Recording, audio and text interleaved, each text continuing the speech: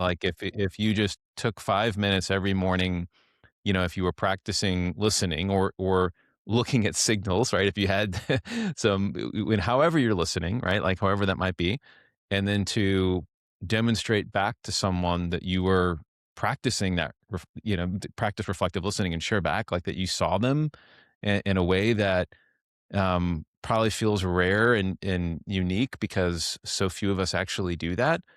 Like that could have such an incredible impact on people, right? And I think the point you both y'all are making just feels really important for our listeners, which is right. It doesn't take a lot of time. Like if we just a few minutes a day, if we can really let people know like how we're seeing them, that can have such a big impact. Yeah. Well, and for the leaders out there who are like high strategy, want to win, achievement oriented, you can, I think, Alistair, you help us see the argument for how if we're really deploying the 80/20 principle and really trying to think about how do we um, you know, create the conditions in which employees really feel engaged, motivated, check in with them, connect with them, find these small moments to Yeah. just say, "I see Right. you. I'm interested in knowing how you're doing." Yeah. Right? And it can happen in such a small moment, but when we communicate this matters, like, we take the time to do this, uh, yeah, it's a different game.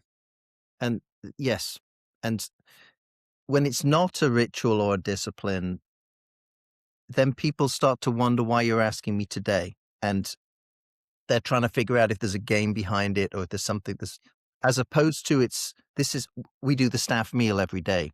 Hmm. Um, if it's a ritual, it actually creates a little more space for people to Hmm. offer up how they're doing, Hmm. especially if it's listened to, actually only if it's listened to. This was the one of the most interesting Yeah. lessons about Zigbee is I invested a bunch of money into gamification. It's this daily check-in. And I thought, so many check-ins like Duolingo that if you do it, you show your streak score and, you know, th things happen and the screen does, and Confetti bursts and all that. yeah, we tried all the gamification, we tried, like, prizes and Starbucks thing.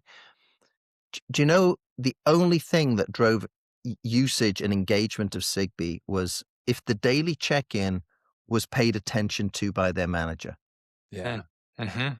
That's And it amazing. didn't need to be much. Yeah. Once once every couple of weeks, if the manager asked about something that was in the check-in, the engagement went up.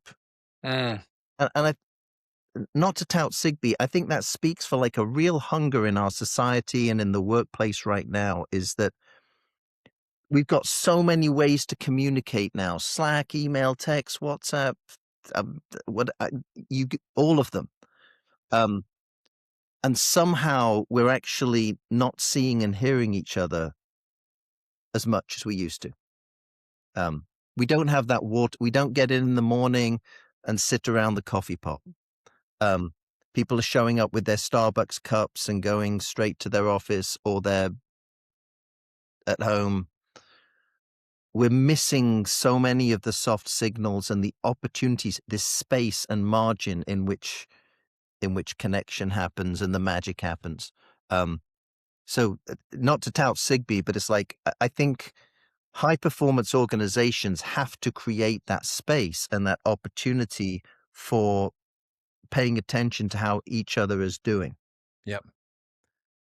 This conversation, Alistair, is making me just feel in such in a heavy way, that in a significant way, that in an age where the amount of noise, as you started off by saying, is just overwhelming. Like we're being hit with so much in so many different channels, um, that the need to check in and listen is more important than ever. Like it's like more than it ever has mattered. We've got to make time as leaders to listen well and to check in with people.